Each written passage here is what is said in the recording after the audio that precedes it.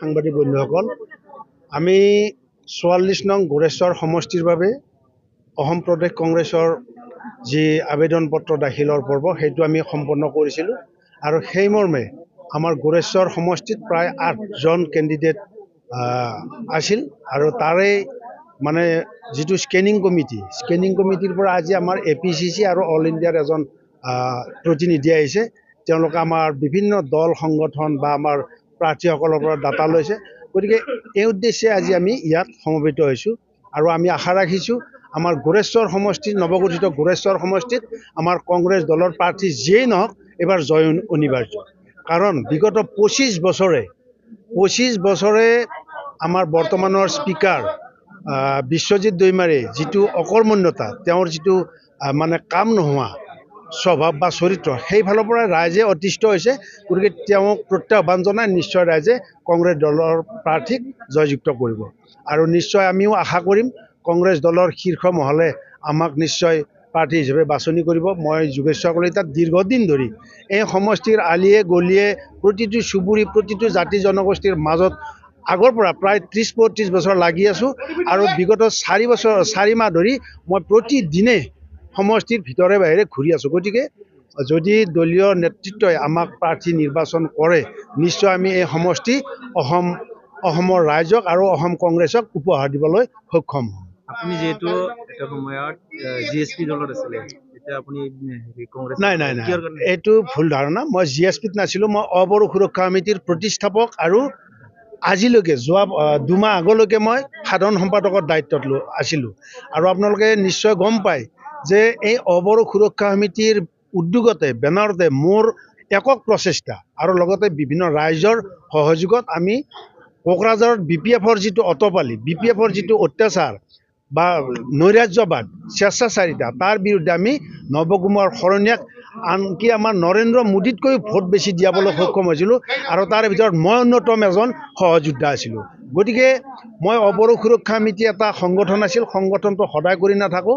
আজি ২-৩ মাহ আগতে মই সংগঠনৰ পৰা পদত্যাগ কৰি কংগ্ৰেছ দলত জইন কৰিছোঁ আৰু কংগ্ৰেছ দলৰ কিছু সংখ্যক ঊৰ্ধ্বতম কৰ্তৃপক্ষ আমাক আবেদন কৰিব পৰামৰ্শ দিছিল, সেই হেতুকে মই আবেদন কৰিছোঁ। নাই, বড়োটো মই আপোনালোকক কৈছোঁ যে বড়ো জনগোষ্ঠীটো আমাৰ অসমৰ এটা আদিমতন সন্মানীয় আদৰৰ জনগোষ্ঠী, সেইটোৰ লগত আমাৰ কোনো সংঘাত নাই। কিন্তু BPFৰ যিটো উদ্ভাণ্ডলি, BPFৰ যিটো স্বেচ্ছাচাৰিতা, তাৰ কাৰণেহে বড়ো জন্ম হৈছিল।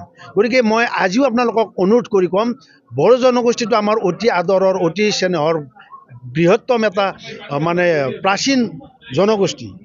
গতিকে এই জনগোষ্ঠীটোৰ লগত আমাৰ কোনো সংঘাত নাই। কেৱল এই বড়ো জনগোষ্ঠীটোক ঠগ প্ৰবঞ্চনা কৰি বড়োৰ এচাম ৰাজনৈতিক নেতাই যিটো চৰম প্ৰতাৰণা কৰি আছিল তাৰ বিৰুদ্ধে মানে বড়ো বা অবড়ো হৈছিল। আৰু আপোনালোকে জানি ভাল পাব, গোসাইগাঁৱত বড়ো ল'ৰাই আমাৰ অবড়ো সুৰক্ষা সমিতিৰ দায়িত্ব লৈ আছিল, কছাৰী নাৰ্জাৰী।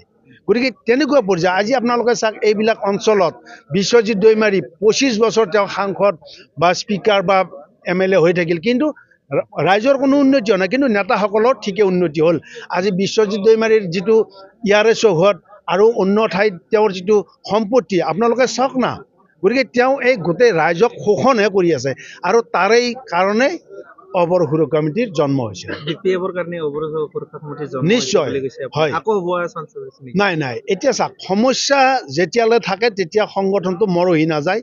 কিন্তু নতুন চামে ভাবিব যদি ভূমিৰ অধিকাৰ নাথাকে, যদি ভাষাৰ অধিকাৰ নাথাকে, সেইবিলাক হৈ থাকিব। কিন্তু বৰ্তমান যিহেতু মাটি নামজাৰি ভূমিৰ অধিকাৰ কিছু তেওঁলোকে শিথিল কৰিছে, আজিৰ তাৰিখত অবড়ো সুৰক্ষা সমিতিয়ে মনে মনে আছে আৰু যদি তেওঁলোকে পুনৰ কৰে যে অন্য জনগোষ্ঠীৰ ইয়াত ভূমিৰ অধিকাৰ নাথাকে, কিবা নাথাকে, তেতিয়াহ'লে নিশ্চয় তেনেকুৱা হোৱাটো স্বাভাৱিক। গতিকে মই ভাবোঁ তেনেকুৱা নহ'বৰ কাৰণে অসম চৰকাৰ বা আমাৰ যদি কংগ্ৰেছ চৰকাৰ হয় তেনেকুৱা কেতিয়াও হ'ব নিদিওঁ। প্ৰতিটো জনগোষ্ঠীৰ সম অধিকাৰ সম উন্নয়ন প্ৰতিষ্ঠা হ'বই লাগিব আৰু সেইকাৰণে আমি কংগ্ৰেছ দলত জইন কৰি কংগ্ৰেছ দলৰ প্ৰাৰ্থিত্ব বিচাৰি আবেদন কৰিছোঁ আৰু দলে যদি আমাক এইখিনি আশীৰ্বাদ কৰে নিশ্চয় এই সমষ্টিটো আমি দলক উপহাৰ দিবলৈ সক্ষম হ'ম।